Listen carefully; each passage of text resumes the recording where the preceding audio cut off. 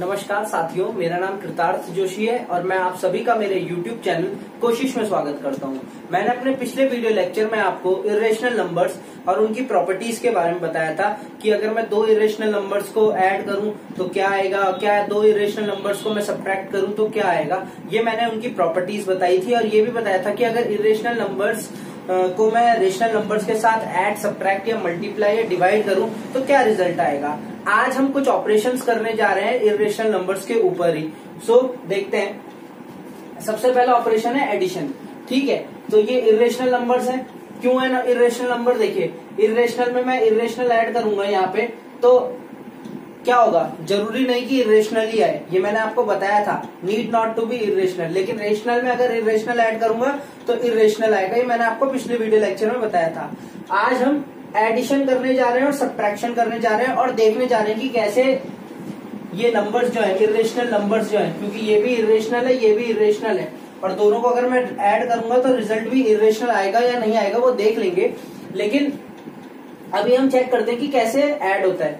देखिए, मैं आपको सबसे पहली चीज ये बता दूं कि जो दो रूट वाले नंबर होते हैं, जैसे √2 है और √3 है, ये डायरेक्टली ऐड नहीं होते। ये √6 के बराबर नहीं होता। मैं आपको पहले ही बता रहा हूं कि जो दो रूट वाले नंबर है, माने ये दोनों इरेशनल है, इनको अगर मैं ऐड करूं तो √6 ये कभी भी नहीं होगा। ये बिल्कुल क्या होगा, गलत होगा। क्यों होगा? देखिए, √2 की वैल्यू जो एक्चुअल वैल्यू होती है वो 1.414 अप टू सो ऑन होती है, जबकि जो √3 की एक्चुअल वैल्यू होती है 1.732 होती है और अप टू सो ऑन रहेगी। अगर मैं इनको ऐड करूं तो मेरी वैल्यू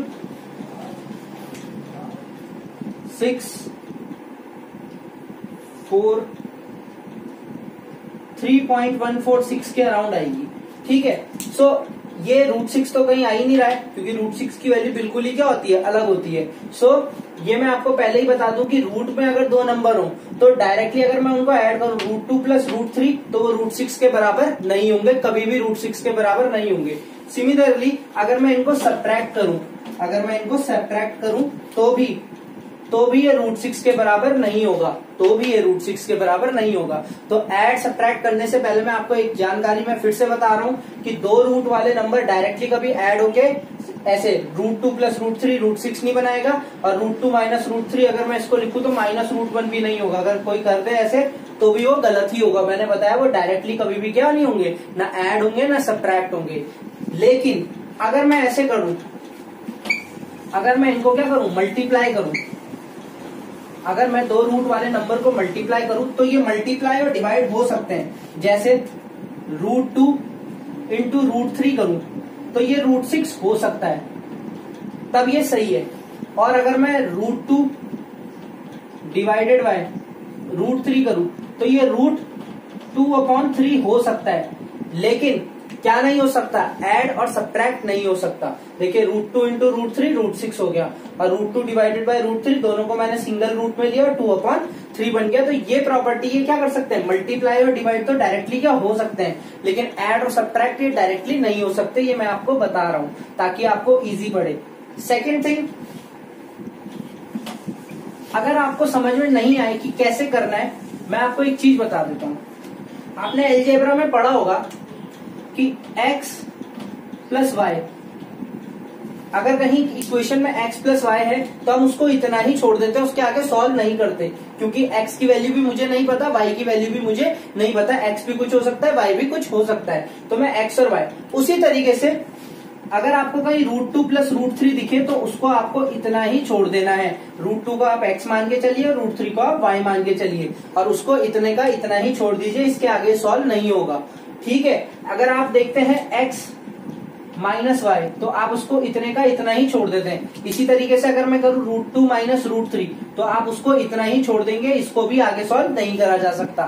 सो मैं क्या बोलना चाह रहा हूं, बेसिकली जो मैंने पहले बताया मैं फिर से वही आपको अलजेब्रिक एक्सप्रेशंस की फॉर्म में बता रहा हूं, ताकि आपको कंफ्यूजन ज्यादा ना हो कि √2 को अगर मैं x मान के चलूं, √3 को अगर मैं y मान के चलूं, तो ये दोनों के दोनों ऐसे के ऐसे ही रहेंगे, ये आगे सॉल्व नहीं होंगे। क्यों? क्योंकि √2 की एक्चुअल वैल्यू कुछ और होती है, √3 की जो एक्चुअल वैल्यू होती है वो कुछ और होती है, तो डायरेक्टली ये ऐड और सब्ट्रैक्ट नहीं हो सकते। लेकिन आप अगर x इंटू वाई देखते हैं कहीं, x इंटू वाई, तो क्या लिखते हैं आप? सीधा सीधा एक्स वाई लिख देते, या इनकी पावर क्या कर देते हैं, अगर बेस सेम होते तो पावर ऐड कर देते, एक्सपोनेंशियल रूल लगा देते हैं।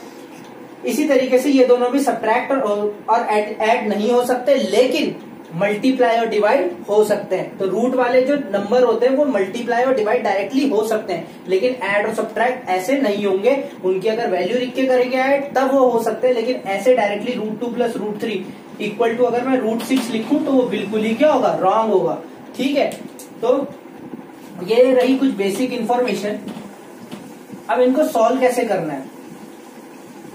अब क्वेश्चन है आपका जो मैंने लिखा है बोर्ड में, पहले से ही मैंने एक क्वेश्चन लिखा है। ये क्वेश्चन आपकी एनसीईआरटी एक्सेस बुक का एग्जाम्पल 13 है। ये आपकी एनसीईआरटी जो बुक है उसका एग्जाम्पल 13 है। उसने क्या बोला है, हमें इनको और इसको ऐड करना है। क्या करना है? ऐड। ये भी 2 नंबर है और ये भी 2 नंबर है, इनको मुझे क्या करना है? ऐड करना है। अब ऐड ये देखिए डायरेक्टली नहीं हो सकते, तो सबसे पहले मेरा काम सॉल्व कैसे करें देखते हैं। 2√2 प्लस 5√3, ये तो रहा पहली टर्म। एंड के बदले, क्योंकि यहाँ पे ऐड बोला हुआ है तो एंड के बदले, इस एंड के बदले मैं यहाँ पे क्या लगा दूंगा? सम का साइन लगा दूंगा। क्योंकि यहाँ पे ऐड बोला हुआ तो इस एंड के बदले मैं यहाँ पे क्या लगा दूंगा? प्लस लगा दूंगा। Plus √2 minus 3√3। ठीक है, सो 2√2 5√3 दिया हुआ था, एंड के बदले मैंने प्लस कर दिया, √2 माइनस 3√3 ये पहले से दे रखा था। अब ऐड कैसे करना है देखिए, जैसे हम क्या करते थे अलजेब्रा में, अगर मेरे पास ऐसे होता 2x plus 5y plus 3x x minus 3y, तो मैं क्या करता? मैं x वाली टर्म्स को एक साथ लिखता और y वाली टर्म्स को एक साथ लिखता। उसी तरीके से ये टर्म्स भी है हमारी। मान लीजिए ये √2 वाली x हो गई और ये √3 वाली क्या हो गई? y हो गई। तो मैं क्या करूंगा? x वाली को एक साथ लिखूंगा और y वाली को क्या करूंगा? एक साथ लिखूंगा। उसी तरीके से जहां √2 है उन सारी टर्म्स को, जो रूट में नंबर होते हैं सेम नंबर्स को एक साथ लिख देते हैं, और ये √3 वाले इनको भी मैं क्या कर दूंगा? एक साथ लिख दूंगा। कैसे देखते हैं। अब 2√2, अब ये तो डायरेक्टली ऐड नहीं हो सकता ना, क्योंकि यहाँ पे √3 है तो ये तो कुछ और नंबर है, लेकिन यहाँ पे √2 है तो इस √2 को मैं क्या कर देता हूँ? यहाँ पे लिख देता हूँ। ये √2 इसके साथ आ गया, प्लस 5√3 और ये माइनस 3√3। ठीक है, सो 2√2 प्लस 5√3 एंड इन दोनों को मुझे क्या करना था? ऐड करना था। सबसे पहले मैंने इसको ऐसे का ऐसे लिखा, 2√3 प्लस 5√3 को ऐसे का ऐसे लिखा, एंड के बदले प्लस लगाया, √2 ऐसे लिखा, माइनस 3√3 ऐसे लिखा। अब मैं क्या कर रहा हूँ, जो रूट में नंबर है, जैसे 2√2 है, ये वाला नंबर है मेरा, ये 2√2 और ये √2 ये सेम नंबर हो गए, और ये 5√3 और ये 3√3 ये 2 नंबर सेम हो गए। तो इसको और इसको मैंने एक साथ लिख दिया, इसको और इसको मैंने एक साथ लिख दिया, क्योंकि ये क्या लाइक टर्म्स हैं। क्या है? लाइक टर्म्स है कि नहीं है? क्योंकि ये 2√2 है और इसको अगर मैं कुछ ना बोलूं तो ये क्या हो गया? 1√2 होगा कि नहीं होगा? इसके आगे कुछ नहीं है तो इसका मतलब क्या होगा? 1, जैसे x है, x के आगे कुछ नहीं होता तो क्या लिखते हैं? 1x लिखते हैं। उसी तरीके से ये √2 है तो ये इसके आगे क्या होगा? 1√2 होगा, लेकिन हम जाहिर तौर पर लिखते नहीं है। तो 2√2 प्लस √2 प्लस 5√3 और माइनस 3√3। अब इसको सिंप्लीफाई करते हैं। 2√2 और ये 1√2। अगर किसी को डायरेक्टली ऐड करना नहीं आ रहा, इन दोनों में आप एक चीज देखिए क्या कॉमन है? √2, तो √2 को कॉमन ले लीजिए, बचा कितना? 2 प्लस 1। या अगर आपको ऐसे समझ में नहीं आ रहा तो मैं आपको सिंपल तरीका बता देता हूं। 2√2 प्लस 1√2, इसके आगे कुछ नहीं है तो मैं क्या लिख देता हूँ? 1√2 लिख सकते हैं इसको। ठीक है, लिखते नहीं है, मैं आपकी जानकारी के लिए लिख रहा हूं ताकि आपको इजिली समझ में आए। 2√2 प्लस 1√2 कितना हो जाएगा? देखिए √2 तो ऐसे का ऐसे ही रहेगा, 3√2। जैसे आप ऐसे करते थे ना 2x प्लस 3x, तो x तो ऐसे का ऐसे ही रहता था, 3 प्लस 2 कितना हो जाता था? 5x। उसी तरीके से 2√2 प्लस 1√2 कितना हो गया? 3√2। फिर प्लस 5√3 माइनस 3√3। देखिए यहाँ पे 2√2 प्लस 1√2 कितना आ गया 3√2। तो 5 में से 3 का कितना बचा 2, क्योंकि यहाँ पे माइनस है, और √3 ऐसे का ऐसे ही आ गया। सो ये हमारा क्या हो जाएगा, यही हमारा क्या है आंसर है, यही हमारा क्या है आंसर है। सो ये है हमारा ऐड करने का तरीका। बहुत इजी होता है ऐड करना। एक बार फिर से देख लीजिए, ये क्वेश्चन था कि हमें इस टर्म को और इस टर्म को क्या करना है, ऐड करना है। तो सबसे पहले मैंने इसको पूरी टर्म को ऐसे नोट करा, एंड के बदले क्योंकि यहाँ पे ऐड बोला गया था तो मैंने क्या लगा दिया, सम का साइन लगा दिया, और ये पूरी टर्म मैंने ऐसी नोट कर दी। अब मैंने लाइक टर्म्स को एक साथ लिखा। लाइक टर्म्स माने जो √2 वाली है, √2 वाली है उनको एक साथ लिखा, और √3 वाली टर्म्स को एक साथ लिखा। मैंने आपको अभी वैसे ही बताया जैसे अलजेब्रा में एक्स वाई लेके करते थे हम, उसी तरीके से यहाँ पे रूट वाले नंबर भी क्या करेंगे, एक्स वाई की ही फॉर्म निभाएंगे। तो √2 और ये √2 वाली टर्म, तो 2√2 प्लस 1√2 एक साथ लिख दिया, 5√3 और 3√3 एक साथ लिख दिया। 2√2 प्लस 1√2 कितना हो गया 2 प्लस 1 3, और √2 ऐसे का ऐसे ही नोट होगा। क्यों होगा मैं आपको बता देता हूँ ऐसा क्यों हुआ।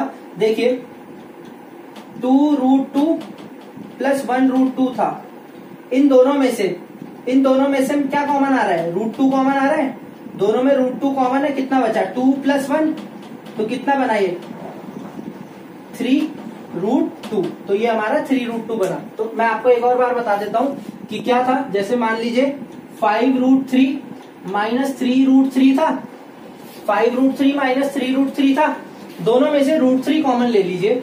दोनों में से √3 कॉमन लिया तो कितना बचा 5, यहां से भी √3 बाहर आ गया 5, और यहां से भी √3 बाहर आ गया तो -3, तो कितना बचा √3, और ये इंटू 2, तो इसको मैं 2√3 लिख सकता हूँ। सो ये हमारा क्या आया 2√3, यहाँ पे आंसर आया। सो ये है हमारा ऐड करने का तरीका। अब इसी तरीके से हम सब्ट्रैक्ट भी कर सकते हैं। सो देखते हैं कैसे करते हैं हम सब्ट्रैक्ट।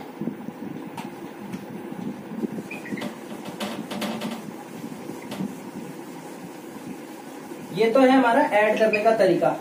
अभी अगर किसी को समझ में नहीं आया तो आगे देख लेंगे हम, क्योंकि हम और क्वेश्चन इसमें करेंगे और उसके बेसिस पर हम समझेंगे कि कैसे हमें इसको ऐड करना है और कैसे सब्ट्रैक्ट करना है। ये आपकी एनसीईआरटी का डायरेक्ट एग्जाम्पल था, एग्जाम्पल 13। अब अगर मैं कोई क्वेश्चन लूं,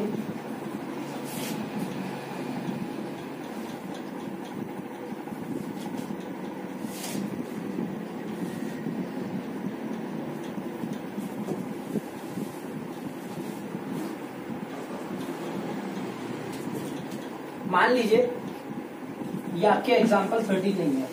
अब मैं जनरल क्वेश्चन ले रहा हूं। मान लीजिए हमें ऐड करना है 2√3 माइनस 5√2, 2√3 माइनस 5√2 एंड √3 प्लस 2√2। इन दोनों टर्म्स को मुझे क्या करना है, ऐड करना है। 2√3 माइनस 5√2, 2√3 माइनस 5√2 एंड √3 प्लस 2√2। अब जैसे करते आ रहे थे वैसे ही करना है। सॉल्यूशन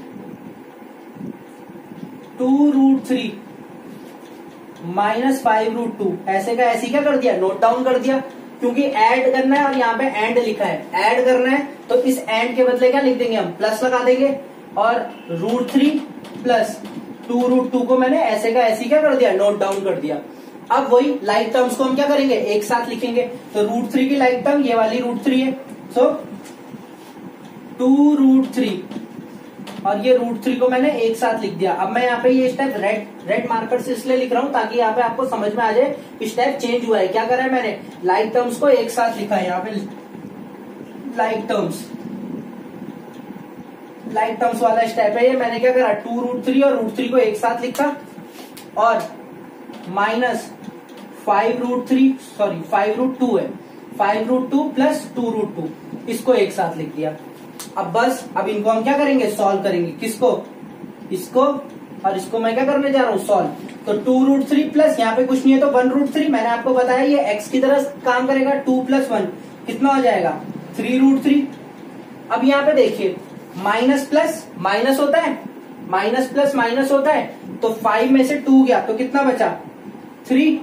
लेकिन साइन हमेशा बड़े नंबर का आता है तो क्या आएगा, माइनस आएगा कि नहीं आएगा, क्योंकि 5 2 से क्या है, बड़ा है। तो माइनस प्लस माइनस हुआ, 5 में से 2 गया, 3 आया, क्योंकि 5 क्या था, बड़ा था, तो उसी का साइन क्या आगे आ जाएगा। और √2 ऐसे का ऐसे क्या हो जाएगा, नोट डाउन हो जाएगा। तो 3√3 माइनस 3√2, दोनों में से आप देख सकते हैं क्या कॉमन आ रहा है, 3 कॉमन आ रहा है। तो कितना बचा, 3 कॉमन ले लिया, तो 3√3 माइनस √2। अब आप कह रहे होंगे इसके आगे मैंने क्यों नहीं सॉल्व करा, 3 माइनस 2 को ही √1 मत कर देना। क्यों, मैंने अभी बताया आपको वीडियो के शुरुआत में ही कि कभी भी ऐसे दो नंबर्स क्या नहीं होते, आगे सॉल्व नहीं होते, और हमारा आंसर इतने का इतना ही रहेगा, ये आगे सॉल्व नहीं होगा। ये हमारा क्या है, आंसर है। सो ये हमारा ऐड करने का तरीका है कि 2√3 माइनस 5√2 और √3 प्लस 2√2, हमें इनको क्या करने के लिए बोला गया था, ऐड करने के लिए बोला गया था। तो इस नंबर को मैंने ऐसे का ऐसे ही उतारा और ऐड के बदले प्लस कर दिया, और इस टर्म को पूरा ऐसे का ऐसे नोट डाउन कर दिया। फिर मैंने क्या करा, लाइक टर्म्स को एक साथ लिखा। हर क्वेश्चन आपको ऐसे ही करना है, चाहे वो ऐड का हो चाहे वो सब्ट्रैक्ट का हो, ठीक है। तो 2√3 और √3 को एक साथ लिखा क्योंकि ये लाइक टर्म्स थी, क्यों, √3 लाइक टर्म्स हो गई, और 5√2 और 2√2 तो क्या है, माइनस 5√2 और 2√2 ये भी क्या है, लाइक टर्म्स है, तो इनको मैंने एक साथ लिख दिया। 2√3 और यहाँ पे 1√3 है, तो 2 + 1 3√3, और माइनस प्लस माइनस होता है, तो 5 में से 2 गया, कितना बचा, 3, और साइन हमेशा बड़े नंबर का आता है इसलिए माइनस, तो 5 में से 2 गया, 3√2 बचा। दोनों में 3 कॉमन आ गया, √3 माइनस √2 अंदर रह गया। अब ये आगे सॉल्व इसलिए नहीं होगा, मैंने अभी बताया, क्योंकि √3 की वैल्यू कुछ और होती है, √2 की वैल्यू कुछ और होती है। इसको भूल कर भी √1 मत करिएगा कभी भी। ये रूट वाले नंबर अगर आप प्रैक्टिस नहीं करेंगे तो ये समझ में भी नहीं आते, तो इसके लिए बहुत जरूरी है कि आप रोज इसकी प्रैक्टिस करें। तो ये ऐड का एक और क्वेश्चन था। अब हम चलते हैं मल्टीप्लीकेशन में। ऐड के बाद में सब्ट्रैक्ट नहीं करा रहा हूं, मैं डायरेक्टली मल्टीप्लाई करा रहा हूं, ताकि आपके पास 2 क्वेश्चन हो जाए कि आप कर सके उन्हें।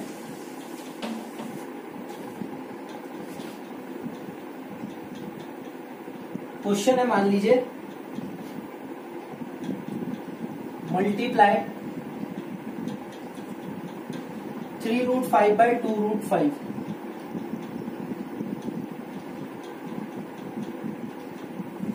3√5 by 2√5, 3√5 को 2√5 से मल्टीप्लाई करना है। अब जैसे आप मल्टीप्लाई करते थे अलजेब्रा में, 8th में पढ़ी है आपने algebra, 2x into 3x, 2x into 3x को आप मल्टीप्लाई करते थे तो कैसे करते थे, नंबर्स को एक साथ लिखते थे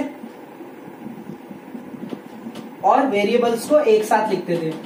और इस तरीके से 6 और x, क्योंकि यहाँ पे बेस सेम है तो पावर इनकी क्या हो जाएगी, ऐड हो जाएगी, तो x की पावर 2 हो जाएगा। ये आपने पढ़ा है अलजेब्रिक एक्सप्रेशन 8th क्लास में या 7th में भी पढ़ा है।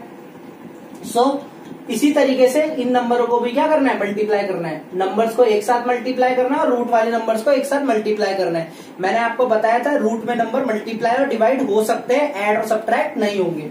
सो अब देखते हैं इसको कैसे करना है।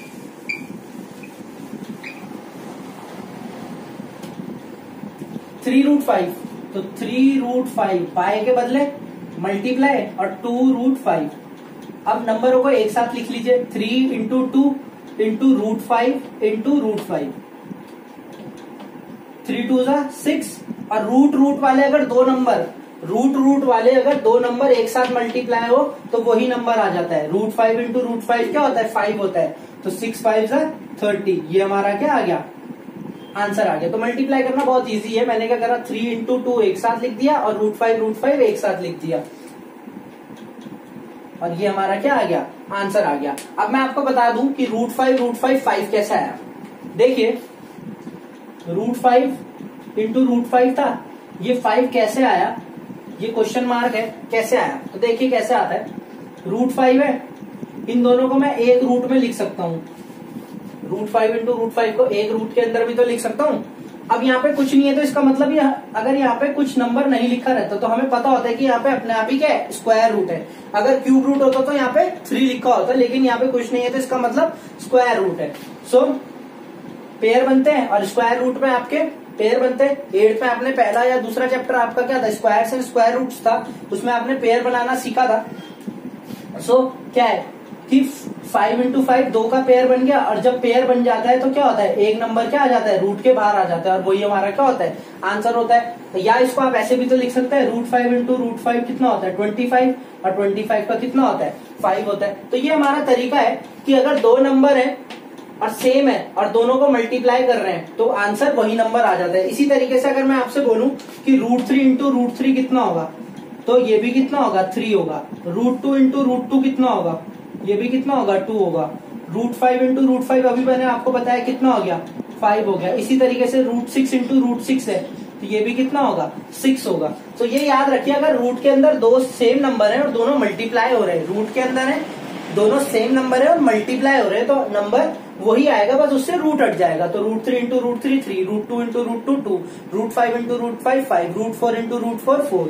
सो ये चीज आप याद रखिए। और कैसे आता है ये बहुत इंपॉर्टेंट है, याद नहीं करना है, मैथ्स में कुछ भी याद नहीं करना होता, कैसे आया आपको पता होना चाहिए। फिर तो आप सीधा बोल सकते हैं कि ऐसे आया। अगर आपसे कोई पूछे √2 इंटू √2 आपने 2 जवाब दे दिया, लेकिन कैसे आया अगर आपको ये पता नहीं लगा तो बहुत एम्बेरसिंग होता है। तो √3 इंटू √3 3 कैसे आया, ऐसे आया। कैसे,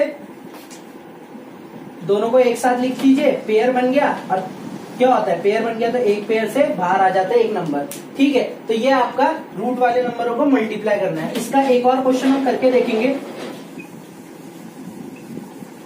इसका एक और क्वेश्चन हम करते हैं।